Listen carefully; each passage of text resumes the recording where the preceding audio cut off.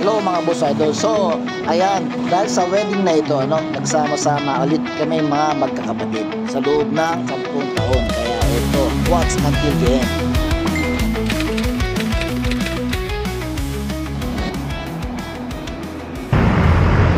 Alright mga boss idol, good morning. So, ayan, tomorrow start na yung leave ko. So, ngayon lang ako ulit maglilib ng December.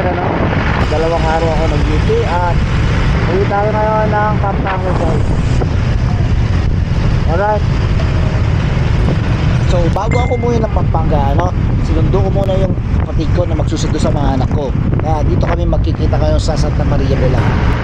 So andito na tayo guys, Santa Maria. 3 kilometer Pandi, 2 kilometer Santa Maria. So malayo pa tayo sa amin. So wala pa sila, talis pa lang sila sa San Fernando. Antayin tayo. Mag-antay tayo dito ng ilang oras. Isang oras lang siguro, 45. Eto, napalaban yung bayo kong si Mike, so napasabak siya sa traffic dito sa Santa Maria. At eto na, nagkita na kami. Yan, susundan ko sila ngayon. At dire-diretso lang naman ito, papunta ng Tungko. So, ayan, dito na kami magkita. Kaliwa, left, straight. Hi, siya lang kasama?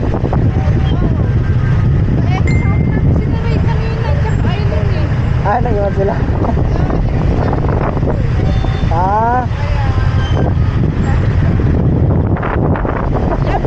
Left lang, diretso lang, kaliwa. So, nasundo na nga yung mga anak ko dito, Saka isinama ko na rin yung aso namin na si Panda. After namin nag-lunch, sibat ulit kami. Papunta ng San Fernando, Pampanga. So, let's go! So, binaybay na nga natin yung haba ng Bacolod Highway at nandito na tayo sa San Matias. So alas 3:40, alas 3:40. Alright, touchdown. So tingnan natin kung saan sila naka-check in. Alright, mali, doon sa kabila tayo. Diba ipinasukan natin? Makikita mo, Master Bill. May nakalagay po. Kala namin dito na po Master Villa. Sa kabila pala yan. So anong radyo po ito? Mula Divisoria. Mula. Pero diyan lang din po ang daan? Diyan din po ang daan? Ikot lang yan. Ikot lang po. One way, okay. Dahil palang venue rito.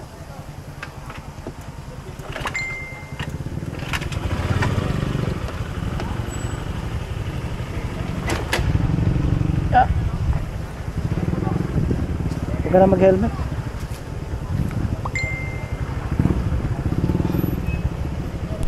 Ang sarap dito mag-jogging.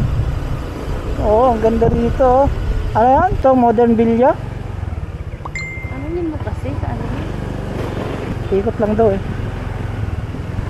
Ayan yung sakyan nila. Ang sarap lang magtambay dito. FFF. Dito sila naka-check-in. So, pwede na siguro dito yung motor. Ito ba ginamit mo? Master Villa. Ayun yung Master Villa. Ayan sila rin. Hello! Ayun mo, si Panda. Saan? Hello, Panda! Yahoo! Yahoo! Panda! Hello! Si Panda sinama namin. So andito na nga tayo sa Master Villa. So magtanggal na tayo ng sapatos natin at papasukin natin guys.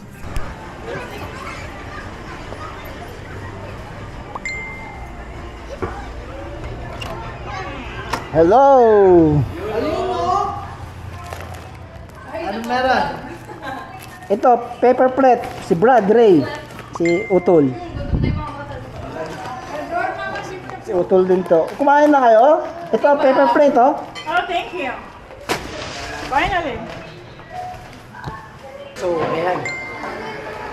Dinner time, shower. 20. So, marami kami ngayon. Pero meron pa ko lang si Mama, si bunso namin at saka si Mark. So, nasa... Okay na kanya ng ano? Ano? Wala na kayo dyan. Anong pulse nyo? Hi.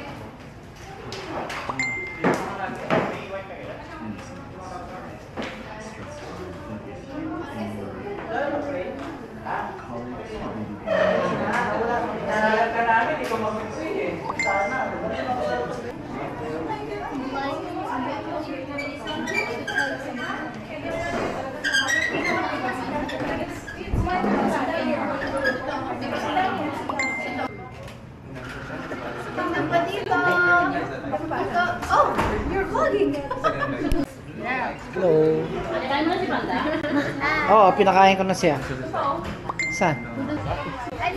So after dinner, ito, may games kami, konting games lang ito. And then after that, rest in bed na kami, ano. 4.5.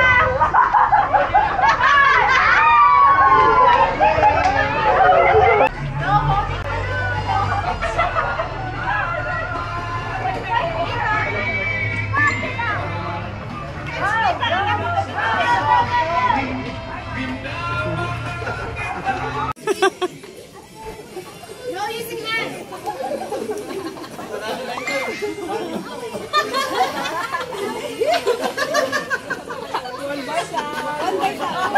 Wala banana! No bite.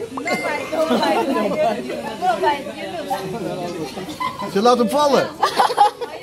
He fell many times. Masarap pa naman. Gusto ko kainin eh.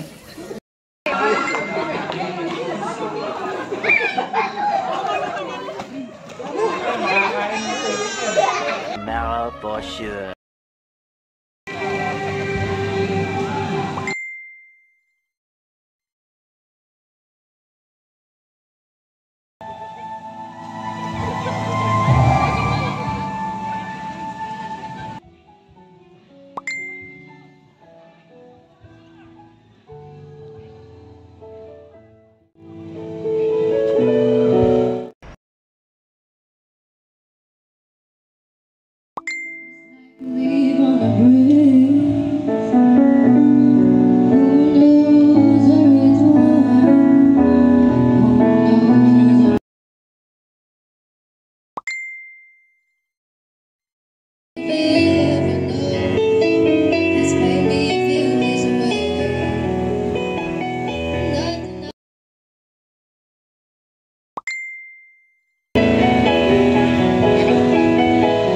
Sa pagkakataon pong ito, tayo ay magtatanong. Once again, ladies and gentlemen,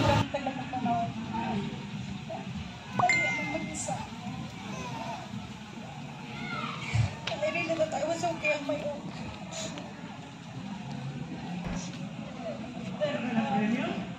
I believe that I could live without anyone by my side. That I didn't need anyone to go. But when I met you, and everything has changed. you as husband and wife. In the name of the Father, the Son, and the Holy Spirit, palakpakan po natin ang bagong kasal.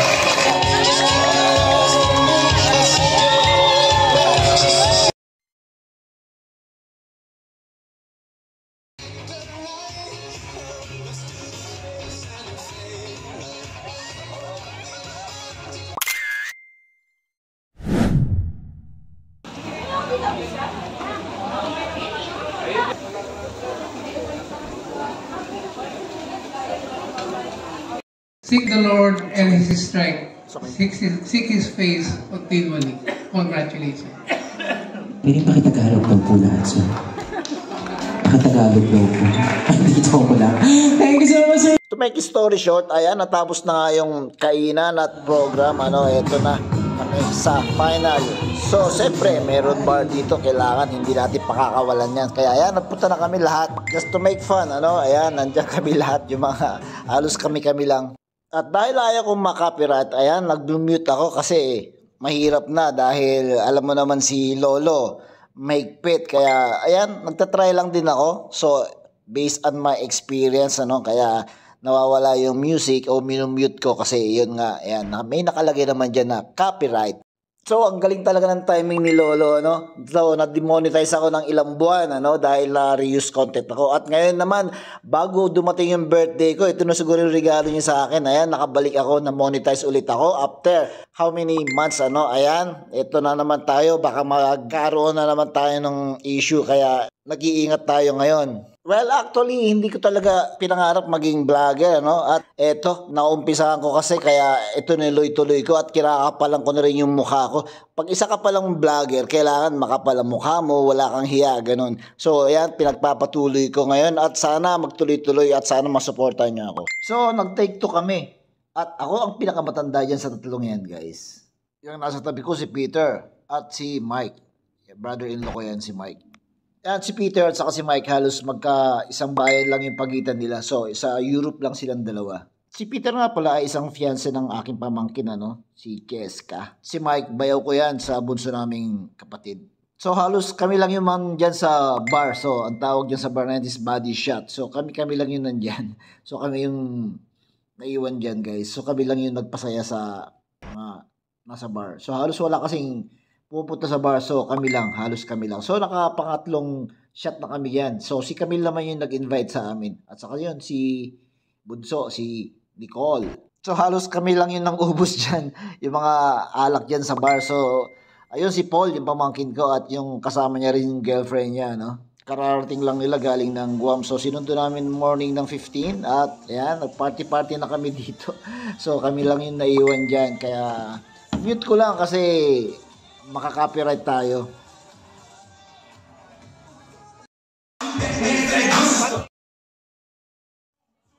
Sabi nila, try ko daw yung 5-second shot ng tequila. At yan, na-try ko nga.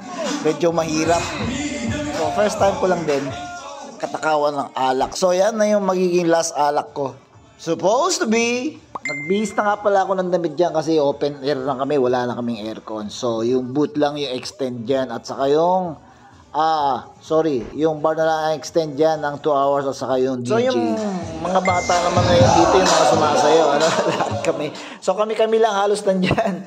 So wala naman iba. So nag-extension kami dyan ng 2 hours sa DJ, ano, saka dun sa bar. So parang inubos, kami lang ata ng ubos dun ng alak eh. So nakarami din yung bartender dyan, nandun sa amin. Hindi rin namin pinakawalan yung trending na sayo, ano? At kami lang din, lahat dyan yung mga nagsasayawan.